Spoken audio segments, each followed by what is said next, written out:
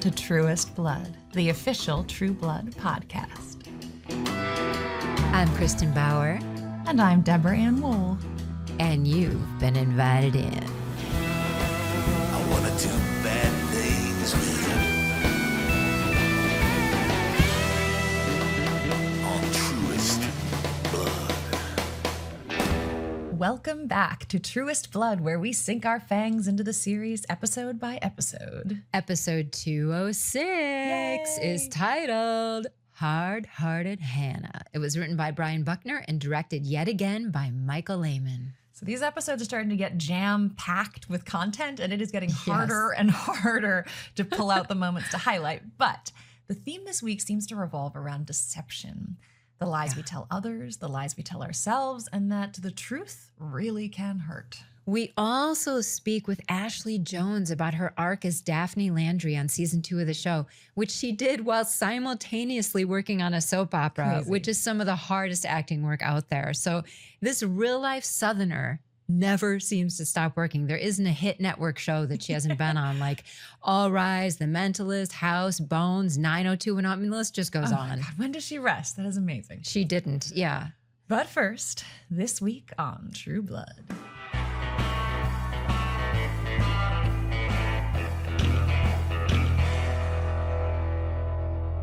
Sookie and Hugo, Isabel's human companion, infiltrate the Fellowship of the Sun, where Sookie discovers that they are indeed holding Godric captive. But hold those horses, turns out the Newlands have been tipped off, and she and Hugo are dragged into the basement by the soldiers of the Sun. Meanwhile, the shower isn't working at Sookie and Tara's house, and Marianne is not happy about it. I don't know what to tell you. I wish I had a fancier crib for you to squat in, but I don't. While Tara and Eggs drive across county lines for the hot water fix, Eggs has a strange case of deja vu. He treks them through the woods to discover a campsite with a creepy vibe that feels eerily familiar to him. When they return home, Marianne is mid-orgy. She transfixes the couple who join in under her spell. Meanwhile, Daphne is saying all the things Sam wants to hear.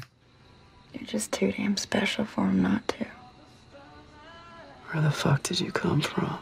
Things are hot, heavy, and downright animalistic as the pair enjoys each other's company until Daphne lures Sam towards some ominous drumming in the woods, only to finally reveal she's been working for Marianne all along.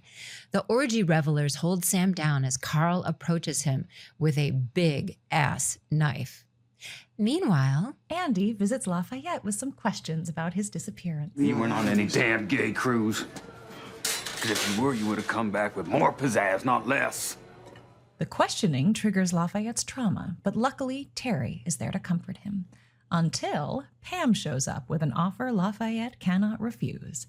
In Dallas, Eric has summoned Lorena to distract Bill from Sookie, and Lorena reminisces about the happier times with Bill, when all they did was sing, make love, and murder eager young socialites. Meanwhile, Hoyt comes clean to his mother about the vampire he's been courting and then drives all the way to Dallas just to see her. I'm so happy I could cry, but I don't want to because it's really gross when I do. Finally, there's something for Jessica to do while in Dallas. At church camp, Jason is feeling all kinds of guilty about his come-to-Jesus moment with Sarah, but it turns out Steve is none the wiser.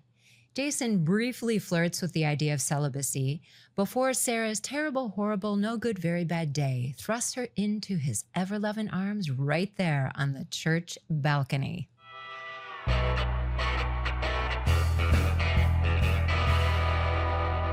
So, Deb, in this fabulous outline that you always prepare for us, that we all love so much, you have here Bill and Lorena flashback at the top. Yes. And those flashbacks are so kooky amazing. they're really fun. I mean, they're just off the charts. And what a great opportunity for those actors too, you know, I think to get to play period pieces, to do something a little outside of the character. And what we get is Steve singing and playing the piano right off the bat, which is amazing. Yeah, and he is actually playing and actually singing. He is an incredible singer. Yeah, and you'll know he pianist. did The Sound of Music live while he was on True Blood. It was towards the end of the show, and he did that one during one of our hiatus. He also did a stage reading of Chicago for a special event at the Hollywood Bowl. So he's, you know, he's a professional singer and musician. Yeah, so that's him at the piano. It is. And, you know, we really get a look into who he was. Right. Well, and this really vicious, sexual, impulsive side of him that Lorena brings out. Yeah. That just seems so antithetical to who Bill is now. Yeah. But it's funny watching it. I can see like why he's so rigid with Jessica, why he's like, don't, you know, he is trying to hold her back as much as he can from that world because he knows that that's an easy transition for a vampire. And also, you know, I don't know if Sookie is aware that that's part of his past, you know? I know we, as the audience, sure aren't. So we assume that she is not. I mean, it's really, that was bold and shocking. And we learned so much more over this arc with Lorena. And I can't remember exactly which line is in which episode, but we find out that he really was strayed from who he had been as a human. And then he evolves back to, you know, a combination, but he craves his humanity again. Well, and so beautiful. Yeah. I mean, Mariana in these flashbacks. Well, her accent is like sexy and right on and so I mean, I feel like they are glamoring that couple without glamoring. Like Mariana and Steve Meyer need no superpowers to entice anyone into their bed. But I love, you know, at the end of it, it's so wonderful. But again, this sort of antithesis of who Bill is, or at least the Bill we know now. Her lover has been murdered in front of her. She's bleeding out on the bed, and she looks up at them and she asks, Why are you doing this? Well, because we can.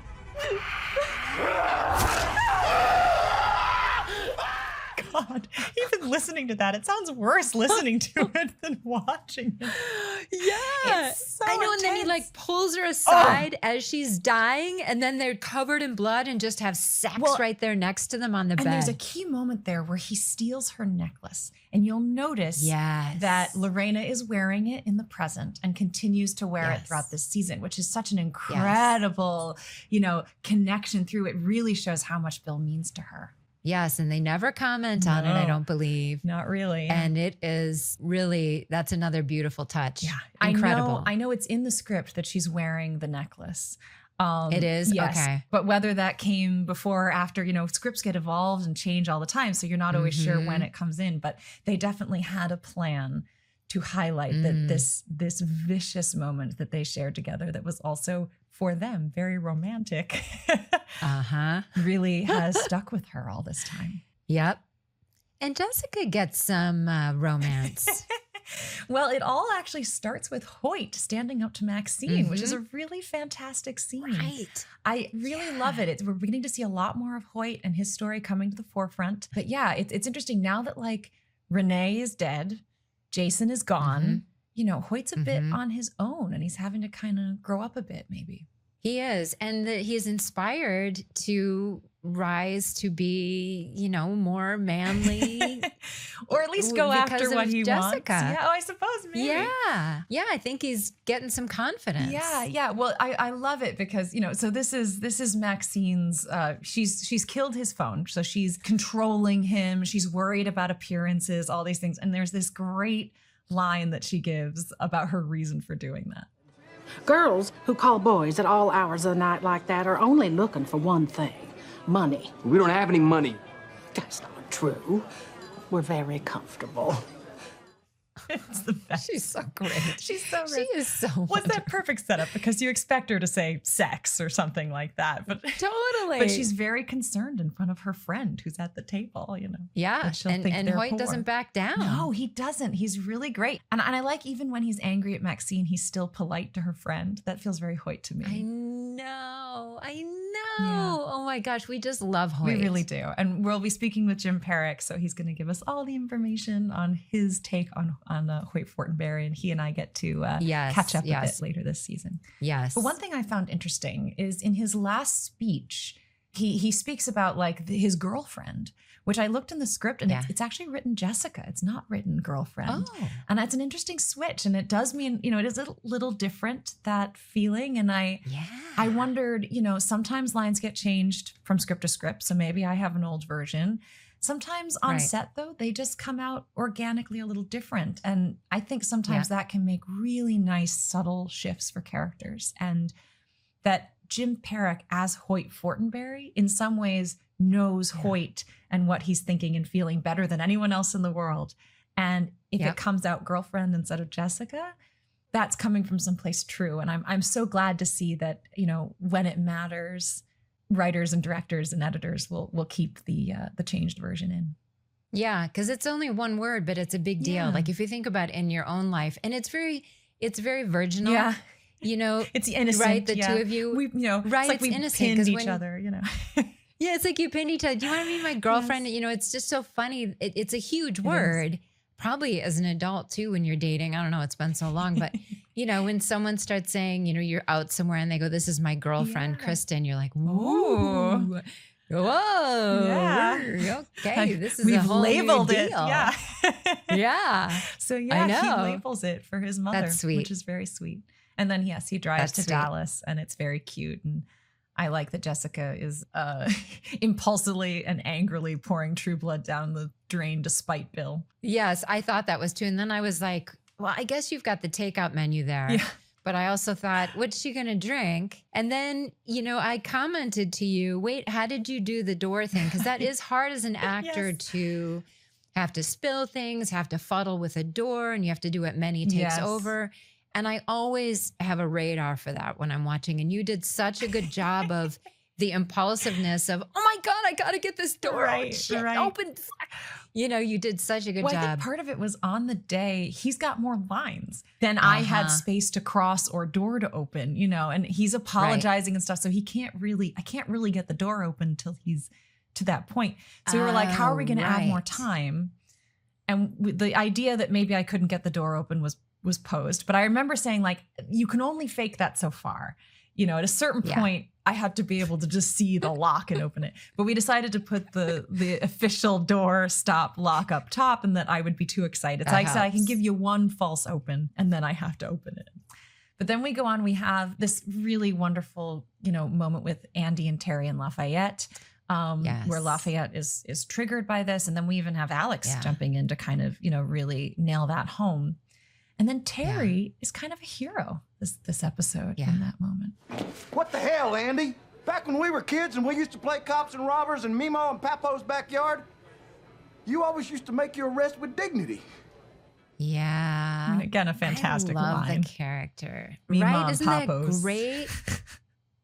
Right. And again, like the crazy lines that people said, but so grounded. Yeah, I mean, really Mima and Papo, I mean, so grounded. And really, I just love the character of Terry Belfleur coming out this season. Yes.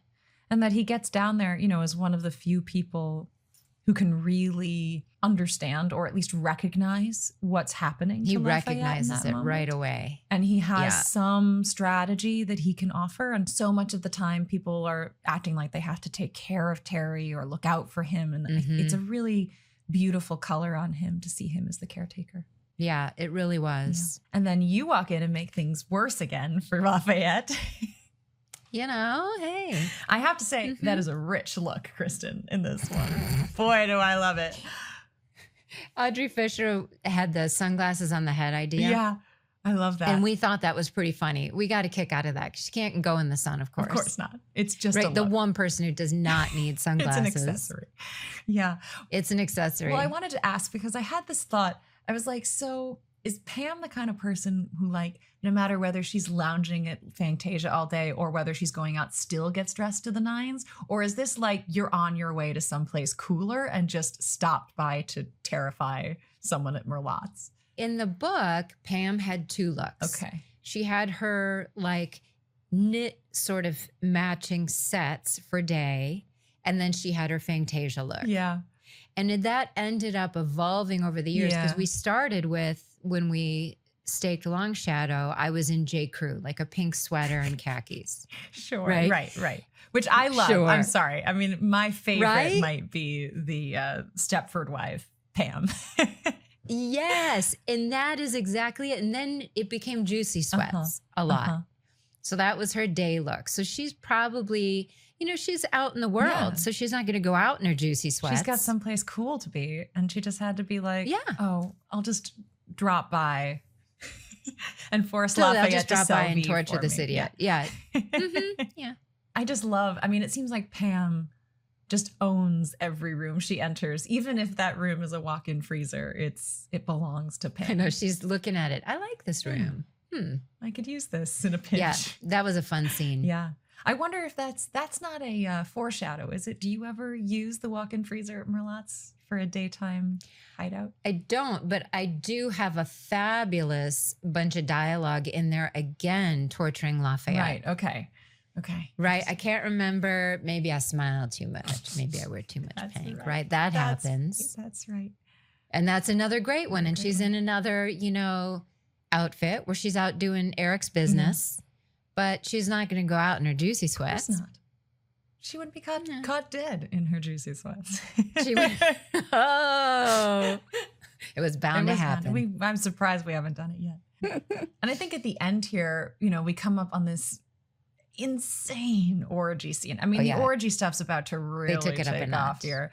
And you'll hear, we Yeah. speak with a number of people who were part of those scenes. So you'll hear a lot of stuff about those scenes from our different guests that we have on this season. Yes. Raelle, when we interviewed her, right? Yes. She has an interesting family background where she says her mom was in a cult. She saw a lot of naked people running around when it was full moon. Worshipping the moon. And, it's in the books, probably this orgy stuff. But, the True Blood style, they went for it. Yeah. I think it's one of those things where you watch it and you're like, this is crazy. And for sure, the show bumps it up a little bit. But to remember that, Raelle experienced some form of this kind of, midnight freedom with her family. And so, it's one of those like life can be stranger than fiction kind of moments. Exactly. And now for a quick bite. Movie magic, the magic hour. The magic hour in filmmaking, also sometimes referred to as the golden hour, is that brief hour just before the sun dips below the horizon in the evening, or conversely, the hour just after the sun has risen in the morning. The daylight at that angle in the sky is filtered through more of the Earth's atmosphere, creating a more diffused and warmer light than the direct sunlight during midday. It generally makes everything look, magical, making it a much coveted natural effect in cinematography. But it is no small feat to capture this elusive light. You have only 1 hour to work with. The light is constantly incrementally shifting. Cloud cover, any number of other environmental factors can kill the effect.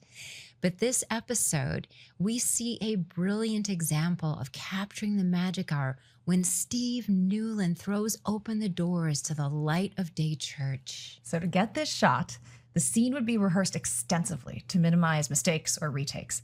Coverage facing the window is prioritized since the turnaround can be faked with artificial light if you have to, and everything would be set and ready to go so action can be called the minute the light is right.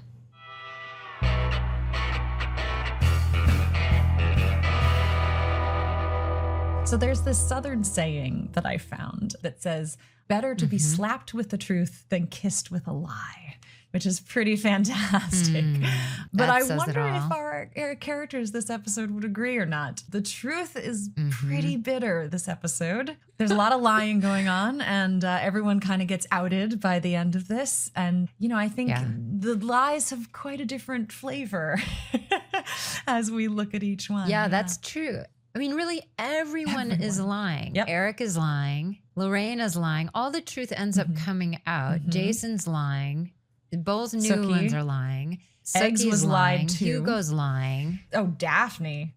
Oh, boy. Quite a lot of lying going on there. But that's kind of what I think is interesting, right? Because we would say, so lying, on a basic level, you could say objectively is a bad thing, right?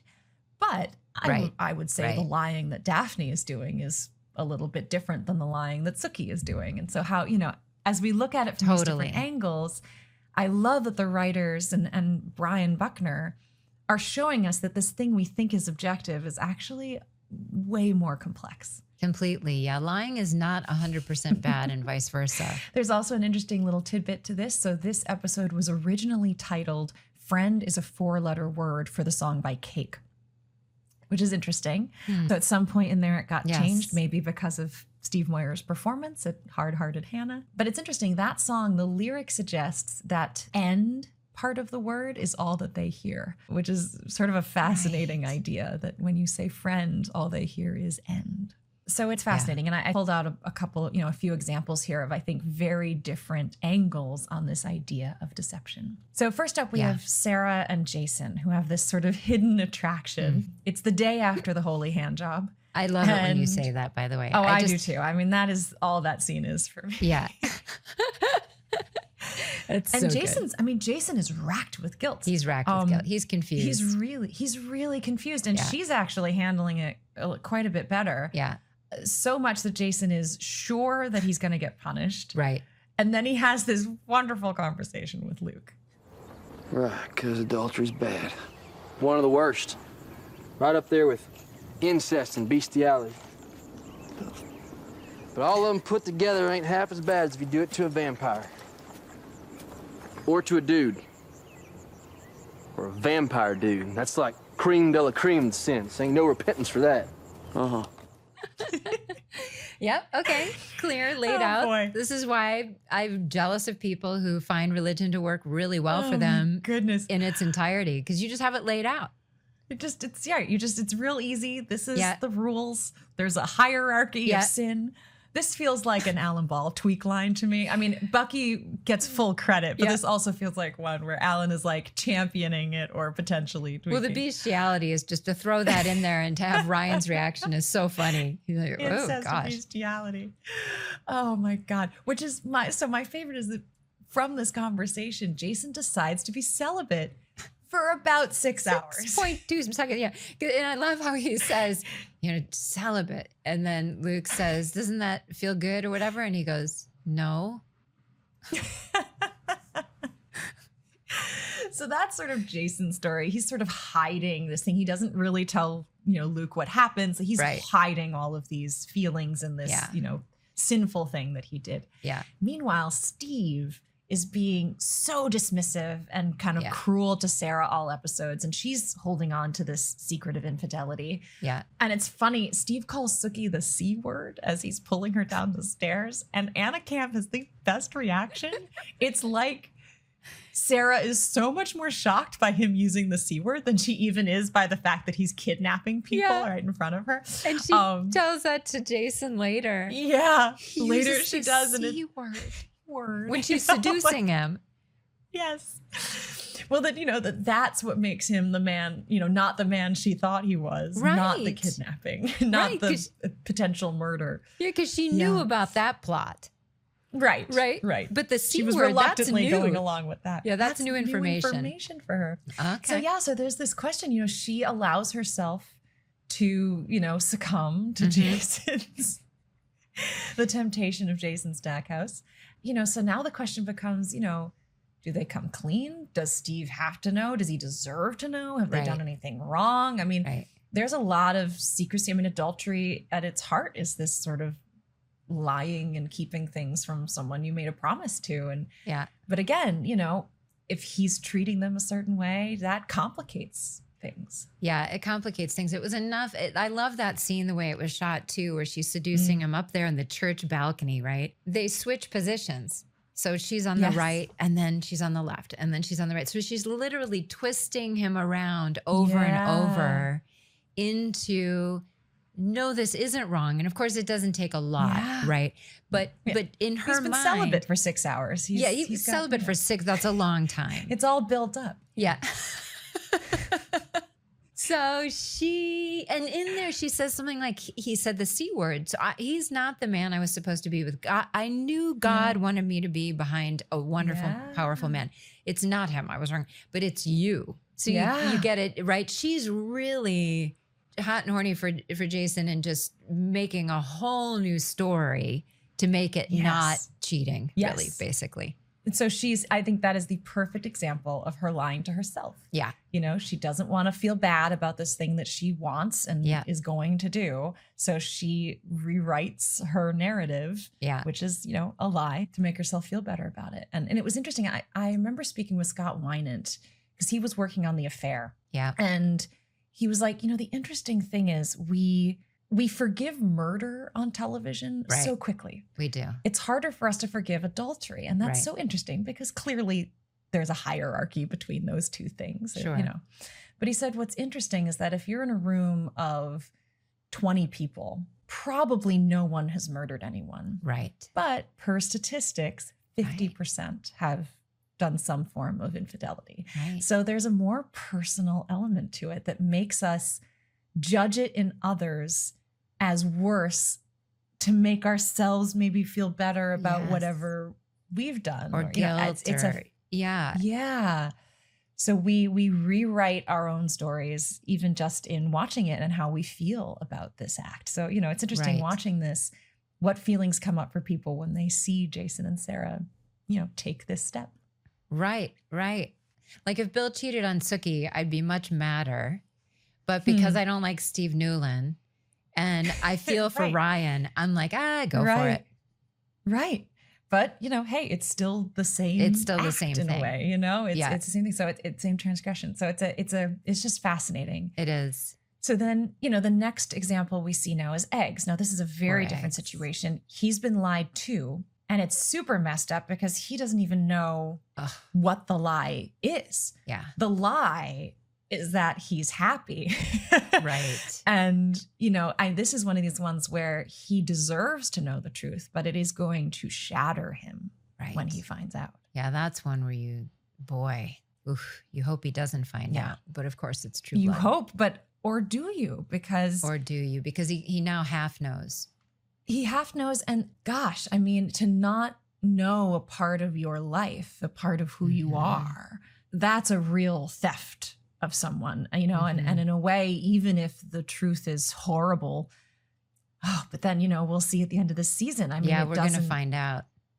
We're going to find out for him. So you would almost always choose knowing, but since we know what he's going to know, we're like, abort, don't know. Oh, turn back. But anyways, I think in a way, Tara, puts it really succinctly as they're walking through the woods.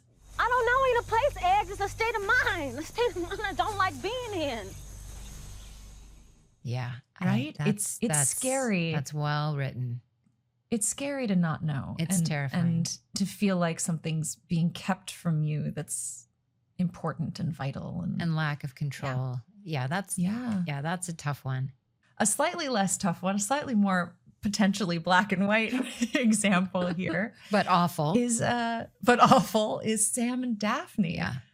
I have this feeling that ignorance really was bliss for Sam, and he would happily have let Daphne lie to him a little longer.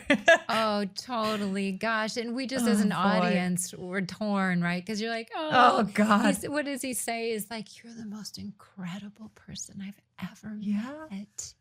I know. I mean, it's just, you know, we're tipped off a little bit when she turns into that pig and then Andy recognizes her. And again, I mean, Ashley Jones, who we're going to talk to in a minute, does the most amazing job of just like throwing it off. Like, of course, that's what you call pig. Like, I don't suspect her for a minute. And then she goes down and of course on him, she right? managed to find the perfect way to distract him from looking into that too deeply. She's like, whatever. What's fascinating about it is the first scene, that beautiful scene with the two of them on the pool table, where you watch them fall in love and you love her and him as much as they're starting to love each other. She has a speech about authenticity. It's like, why take the risk?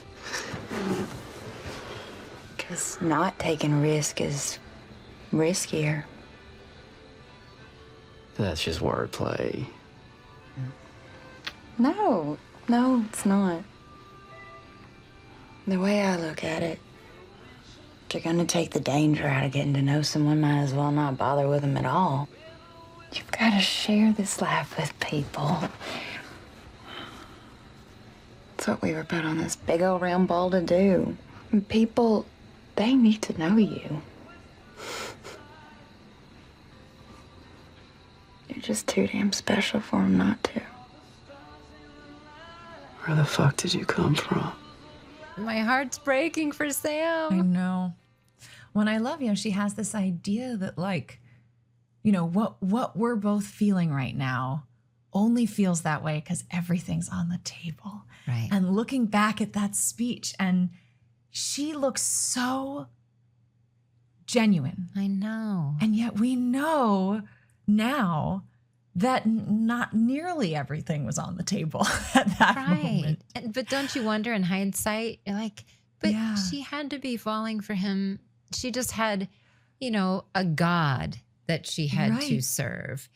Right. So that's the justification and the purpose. But she Yeah. had to fall for Sam at least a little bit. Well, it's that, and Ashley, I think, says it when we speak with her later, that it can be both. Right. She can think that luring him into Marianne's world is actually good for him because Right. she worships Marianne, and Right. it's a cult. And Right. but I think for Sam, it's pretty clearly it's a not as lot much less upside. complex Yeah, for yeah. him. Yeah.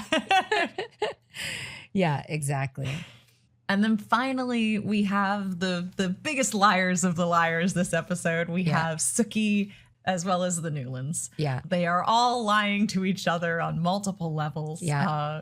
It's really fascinating. I mean, I think actually my favorite part of it is the kind of false cheeriness of it all. Oh, yeah. I cannot believe I'm actually meeting you in person. You are cute as a button. Well, thank you, Holly. And you're like a cool breeze on a hot summer day. Quit. Oh, my God. I just love her. Meanwhile, Sookie knows that she's a vampire-hating bitch. And Sarah Newland knows that she's an infiltrating, lying sneak. Right. Just, Well, and it's at this amazing. point, I did have another one of those moments where I was like, does Sookie not watch the show? Because she knows that they are the ones who tried to kidnap her, right? So Yeah. apparently she's trusting that they don't have a photo. Well, remember the limo driver said they don't know who the Okay, vampire okay. companion is. They just said, capture the one that's with the vampires. He didn't even know she was going to be a woman. Right. So Okay. they have sort of, the writers true, did their that's due true. diligence. That's in true. that they set it up that they have some idea. But what they don't know is that there is obviously a mole, which we'll find out more about upcoming. Upcoming, speaking of liars. Yes. Speaking of liars, yes. Mm-hmm. So yeah, it's really interesting. And it's interesting seeing Sookie, have to kind of play the vampire hater. And she has an interesting comment about that as well. Hugo, I don't just hear the things that hateful people say. I hear the things that are so hateful that hateful people don't even want to say them out loud. Don't you worry about me. I've got plenty of material to work with. I'll be fine. Good. Mm-hmm. Yep. I had another thought that I can't, I have to save it for, Sookie's for later, mind yeah. reading. Right? Yeah. Right? Because So, you're like, right, use that it even- more. Use it now. Do you not watch But the she show? spent so much of her life trying to not use it, right? Exactly. Like it's an impediment. So she's just every second fighting not to use it. Yeah. She gets slapped with people's worst truth every day of her life. So Yes. she's just trying to Only hold tune back, in but- when it's necessary. Yeah. For brief And moments. it's interesting. Yeah. She, as they're at the Fellowship of the Sun, she catches the information that she wants, which Yes. is, Steve Newland's thinking it at just the right time in his office. Yes. He's having a stare out the window and she just glances in there and gets exactly the information she needs. Yeah. But then later, and I love that what she hears is him saying, I wonder if she's listening to me right now, that, they know Right. she's a telepath. They know it's her. They are Right. on to them. Yeah, they know. Right, exactly. And that is when, as the viewer, we're like, wait, how? Wait, what? And how do you get out of that, right? How do you get out of that? 'Cause they well, call- just turn and run. But they can't. And so they keep playing this game. Yeah. They called even in the though big guy. Both of them. Yeah. Yeah, both of them know the jig is up. Yeah. But they're just continuing to play this dance, hoping one of them can out-manipulate the other to win. Right. So fun. Yeah, that's a really, really fun sequence. Yeah, yeah, yep. So much good stuff coming up. Lots of deception on every level comes more to the fore.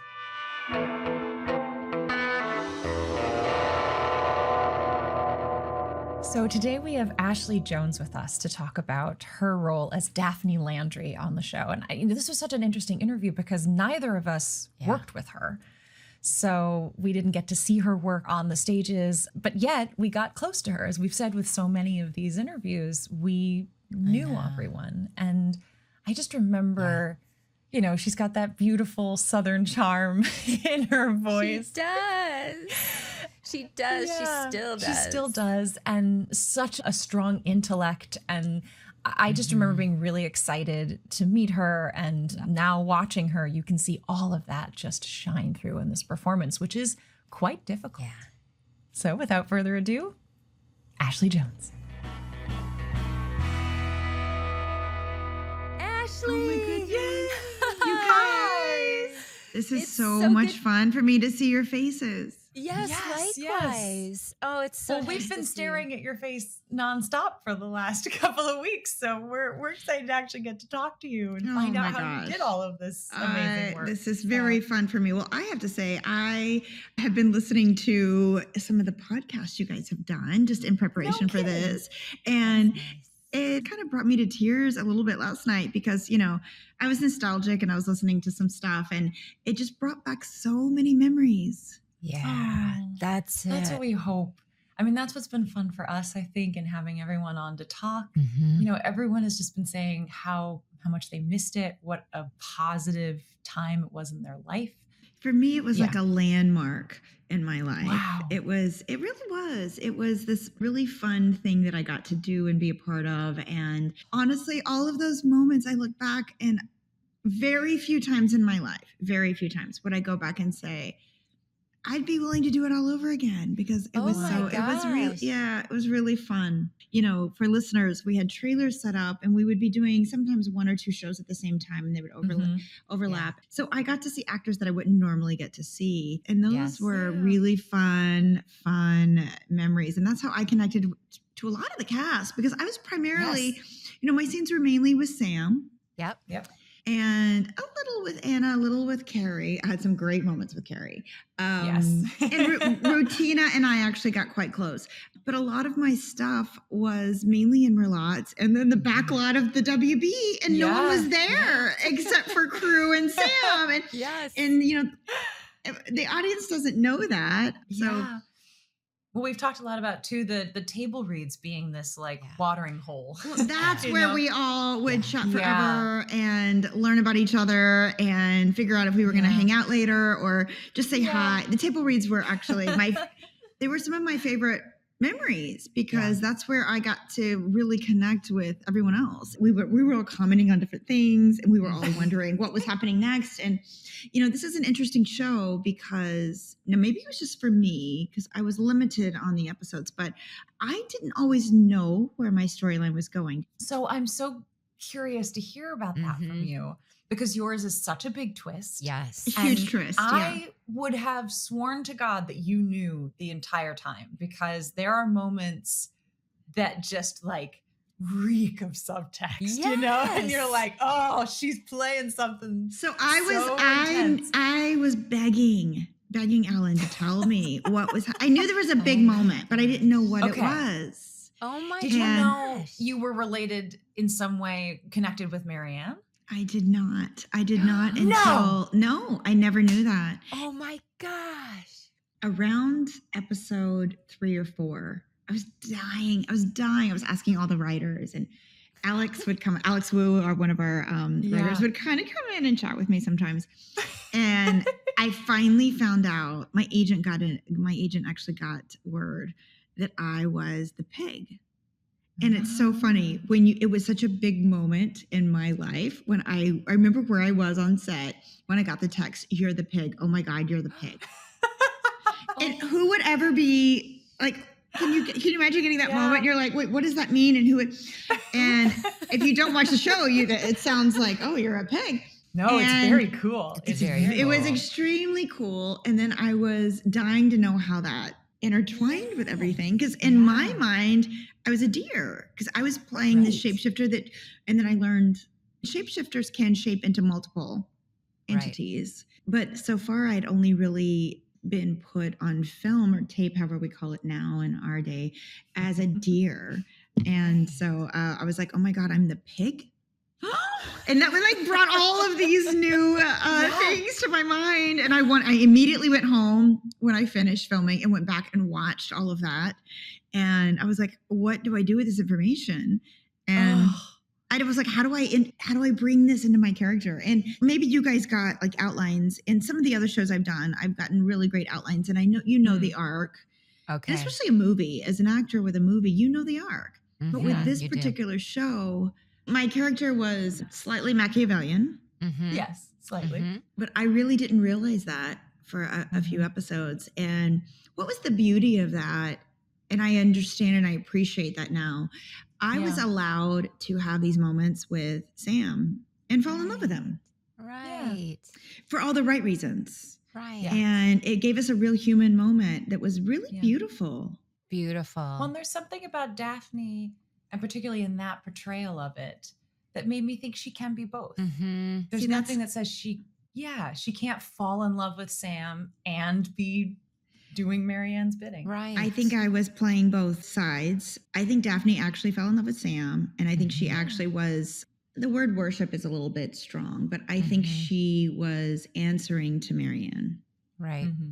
And how fun to play all that stuff with Michelle Forbes. But at the time, it was beautiful because I was allowed to just be we were two shapeshifters that were falling in love and had a commonality. Yes. And Sam hadn't found that yet in the show and his storyline. And he found that with Daphne, and Daphne definitely found that with him.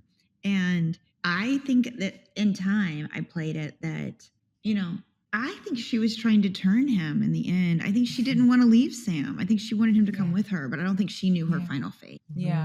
No, that seemed like a big... It doesn't feel that way. Yeah. Mm-hmm. You have that wonderful line saying about like being a part of something divine is worth dying for. And you say it to him.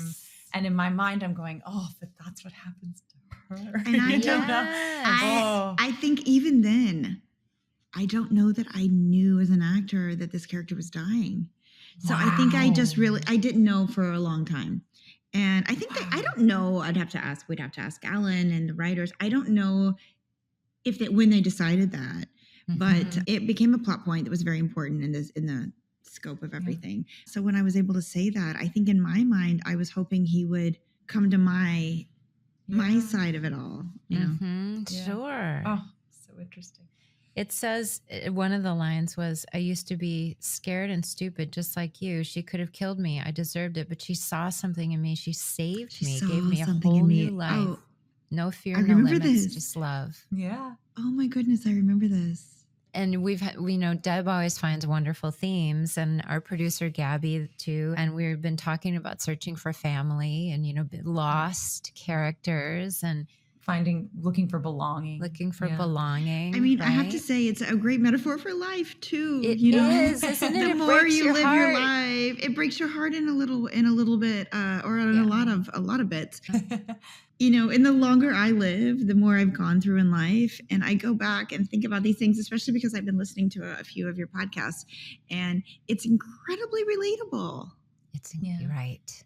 It is. It is. Well, let's jump back a little bit. I'd love to hear your audition story. So how did you get the part? How much were you aware of the show? Did that, affect it? What was your sort of story? How did you come into the True Blood fold? By the time I auditioned for the role, True Blood aired.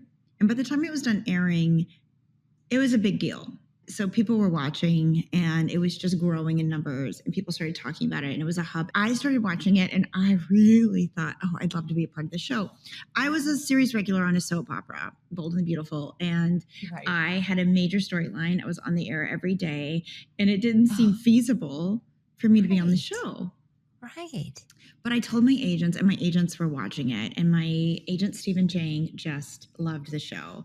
And so Stephen said, let me call them and see what we can do, and maybe we can carve out, I had some outs and whatever. Wow. But I was a series regular on a show, and that's a big deal, as we all know as an actor. That's a contract you don't break. It's with CBS and Viacom, and particularly soap operas, which is a daily activity.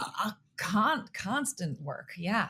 And back then, this has been a while, we didn't get a ton of time off like they do now, the way they film it. So anyway, I listened to my agents and they said, let's just audition and see where this goes.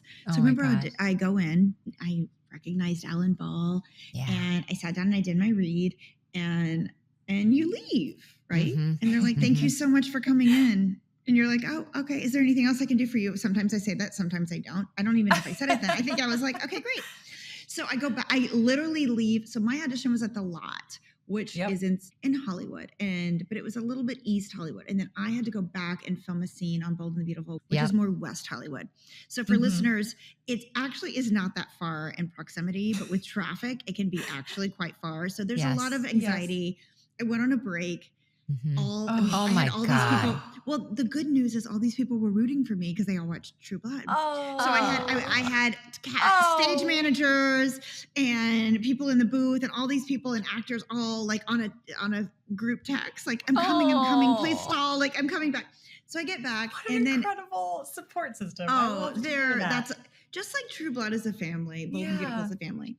So I'm finishing my scenes. I have a ton of scenes left that day, and I get a call from my agent. They want you to come back. You're in the mix. Oh my gosh. As actors, we know what that means. We're in the mix. For listeners, it's like, oh, that's so exciting. It means they liked you. But I'm going to go back and read with Sam. And so I went back, and I remember it was a big moment because I was in between scenes for Bold and Beautiful, and they didn't know I was auditioning for this. So I run to the lot and I run on, and it's like all that anxiety. There's people in front of you as you're trying to get on and trying to parking and just please let me in. I need to do my audition. And you get there and you have to wait because that's our business. You hurry up and wait.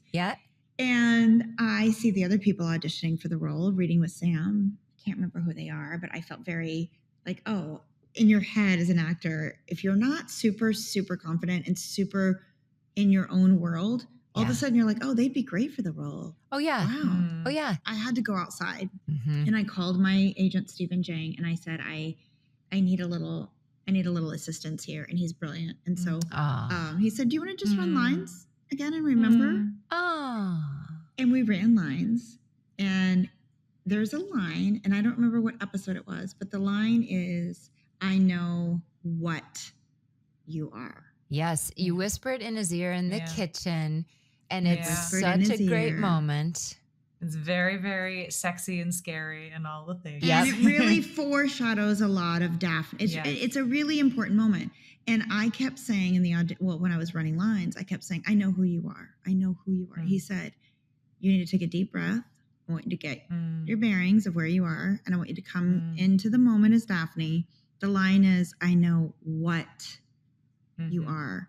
And I'll never forget that, because it really reminded me of how important words are that writers put on the page.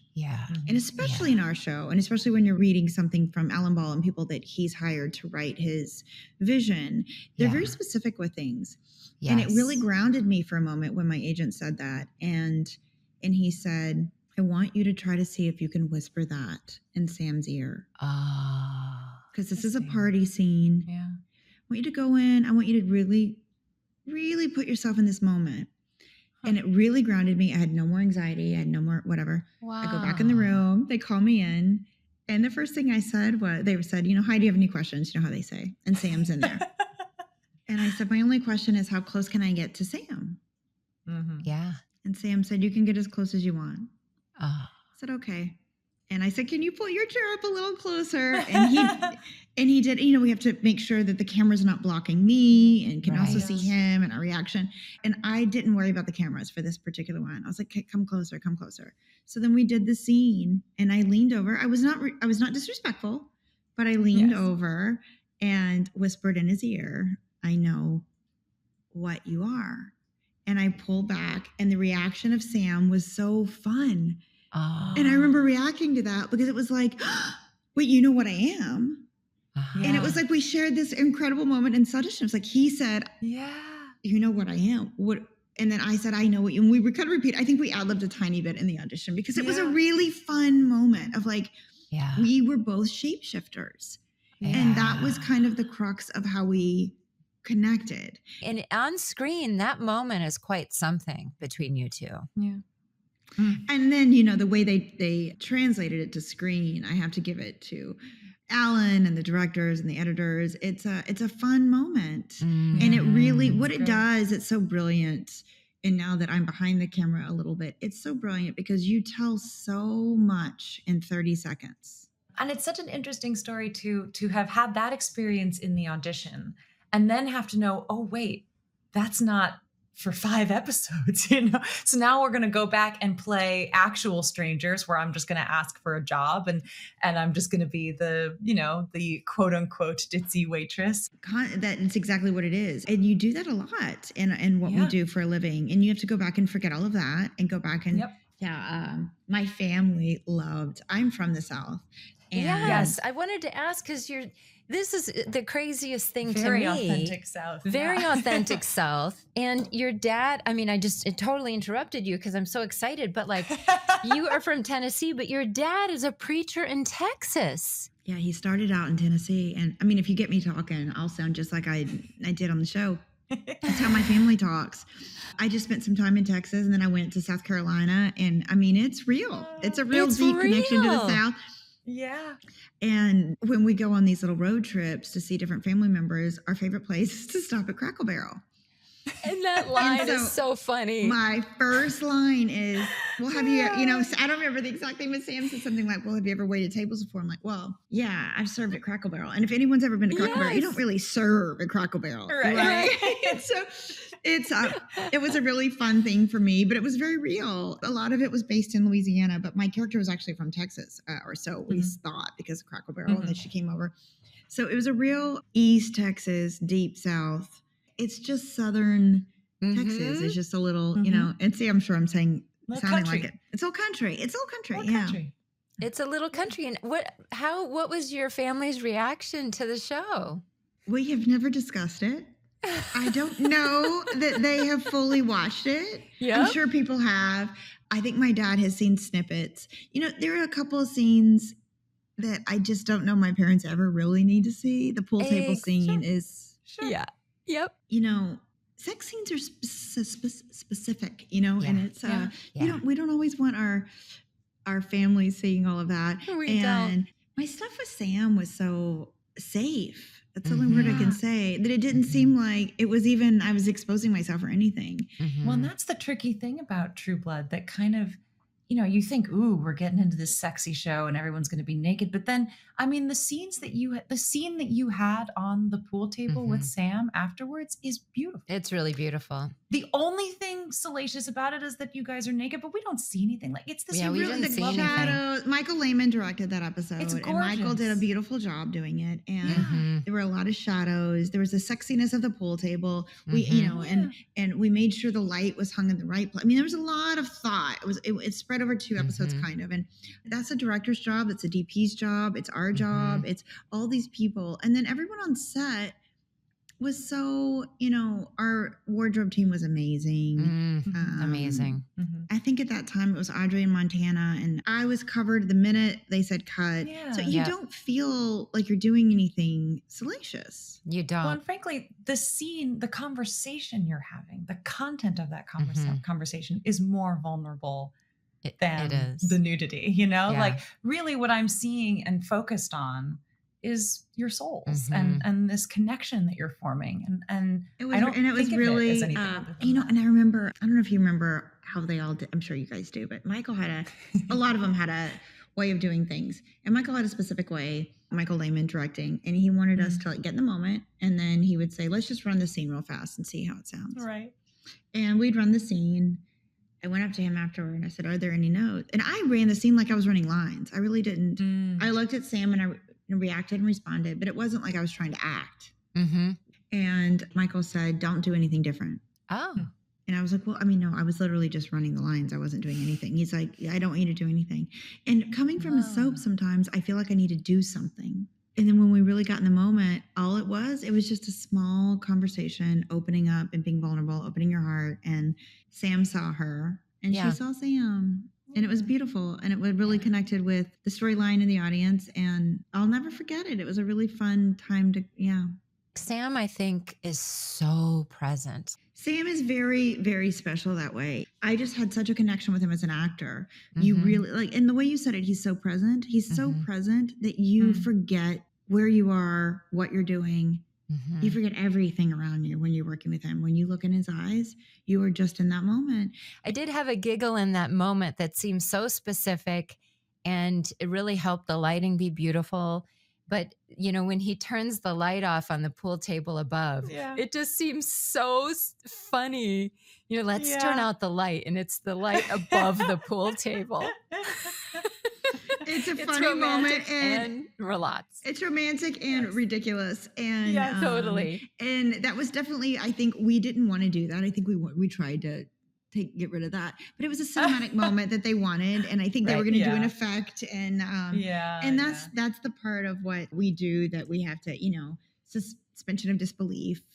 I did want to ask about your death scene and how you found out you were dying, and then, you know, in the moment when you die, is there a little smile?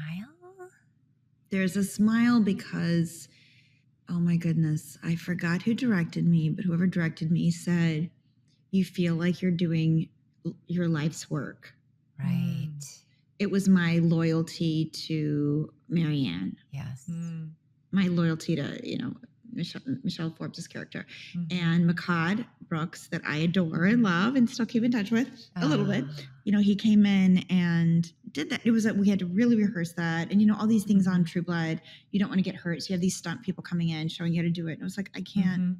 It was a very sad moment for me because I kept thinking, like, wait, is this the end? And they brought me back a couple of times, but I was dead in a freezer. Right. But they chose for me not to be scared. Yeah. Because I just think that this character was really under the claws of Marianne, and she felt like she was fulfilling her mission. And then you see them eat Daphne's heart over Sloppy Joe's, and I think the audience went crazy over that. Not because they wanted it was just like, it was a little sensational and a little oh my goodness. And that was kind of the concept of the show. It was, there were always, it were small moments. They weren't, some moments were over the top, but it was a shocking, they liked to keep the audience like that moment of awe. And they did a great job with that. I don't think anyone expected Daphne to die quite like that. No. So that was a big moment for the second season. And then they went into, you know, different, it kept getting more and more shock and awe. And it was really brilliant on the writer's part. Of course, I was devastated and wanted to stay with you guys forever. I know. But that's the beauty of what happens with these stories. They're stories. Yeah. I couldn't agree more. Thank you. Thank you. And I have one other question for you. We've been asking everyone, and that is, when you think of your experience on the show, shooting the show, what are 3 words that come to mind? Brilliant. Because I was working with brilliant people. Yeah. A learning. Yep. And lifetime. Those are my 3 words. It's so interesting. And that goes with everything you told us. Oh, I should have said, although I love what I said, I should have said the word unforgettable, but brilliant will work. Yeah. Can we change it? We'll give you 4. Well, give me 4. Unforgettable. Because that's what it was. Yeah. It was an unforgettable landmark in my life. And I love that I get to come back here and chat with you guys about it. You are both so special. Thank you. It's so good to see you and to hear your experience. Yeah, we really appreciate it. Well, I appreciate you guys. Love you and sending you big hugs.